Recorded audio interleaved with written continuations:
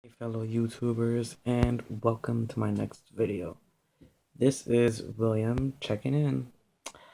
I come to you today to bring more news, updates, and thoughts on Nightmare of Bruce. And just a quick catch up for those not in the loop. Nightmare of Bruce is a story I'm writing that I hope to one day publish as my first novel. Feel free to check out my previous videos or Facebook page if you want more information on that. There's the Facebook page link in the description, and you can easily access the videos through my channel here. So for today, let's start off with writer's block. I'm sure most of you guys watching this video know what it is, right? Or have experienced it at least once if you ever wrote your own story. You're writing and writing and writing when suddenly, bam, your hands are still and no keys are being pressed. It's like, that was pretty much how I was when it happened to me. I was on a roll 2 nights ago, just writing away, making good progress when I had that phase. That's pretty much how I was when I was just staring at the ceiling of my room here. It sucked. I was pretty much sitting in my chair with my laptop and on my knees here, as I was like that for a solid 10 minutes. I felt stupid. My mind went everywhere, and it was pretty much the first time that I experienced true writer's block in my story. I never had much of a real experience with writer's block before, at least not with something I'm so passionate about. This story here is pretty much the first story I've followed through on so much. Like, I'm at 170 pages right now in the story, and I've never done that many pages of writing for a story before, so I'm pretty proud. I mean, I really wanted to continue on with my story because I was excited for what was going to come on afterwards, but the writer's block stopped me. Uh, Pretty much, it was just my character in a sticky situation, and I had to figure out a way for the character to get out of that lethal, sticky situation. Pretend I didn't say that lethal part. Moving on, I tried hard and hard to figure out a solution, but nothing came to me. So finally, I went on to Facebook. I messaged a friend of mine who knows I'm writing this story and just checked to see if he could help me. He couldn't, as he was going to bed. Keep in mind it was around 1 a.m. here. So before he gave me the answer, a solution for my writer's block suddenly came to me. After I came forward to someone that I was experiencing writer's block, and I told him about it. Not surprising, but embarrassing.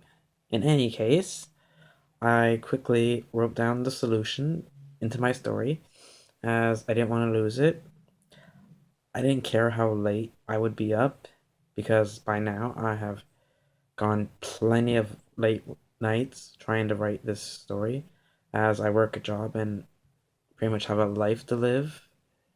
So, being a writer's block type of thing that I wrote down, I'm not sure if the solution I came up with is going to be the one that sits well with the rest of my story, but that's why multiple drafts and editing are common for story writing, aren't they?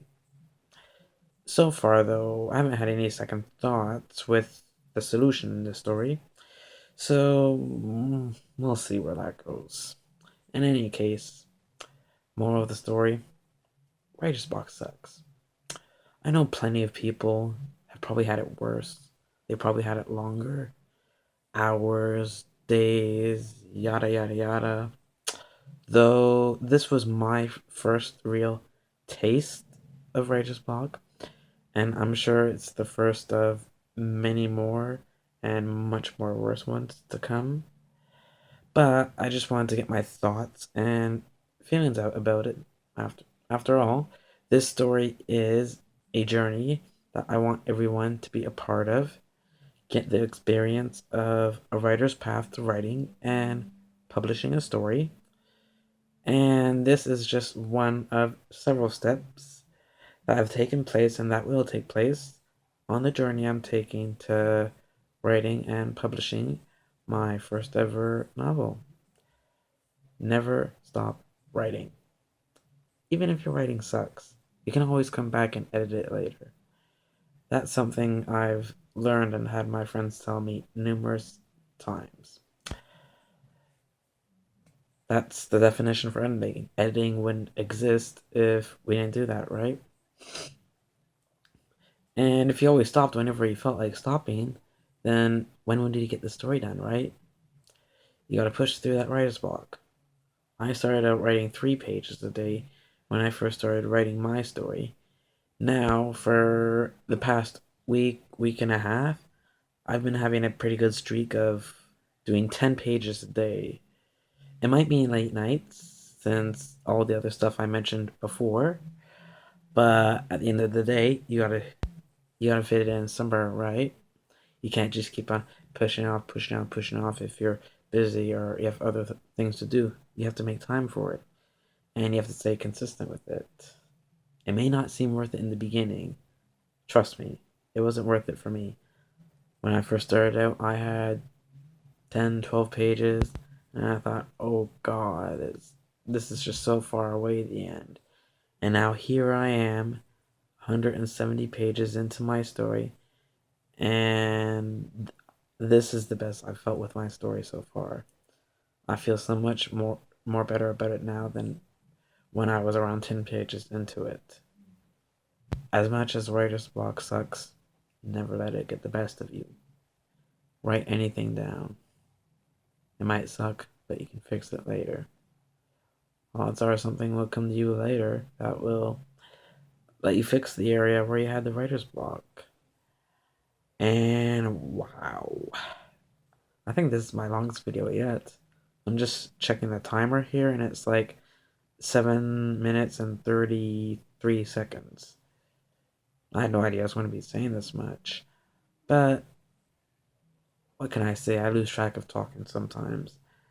And seeing how I've been talking in this video so far, with this being, I think, my 4th video, I think I'm slowly but surely starting to get more comfortable with these videos and just acting like myself.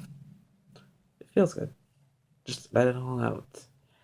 Anyways, that is my rant for tonight. Writer's Block 101, you can say.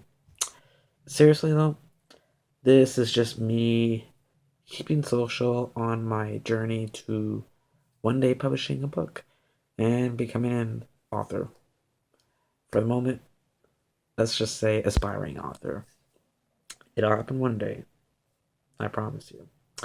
Until then, this is William checking out.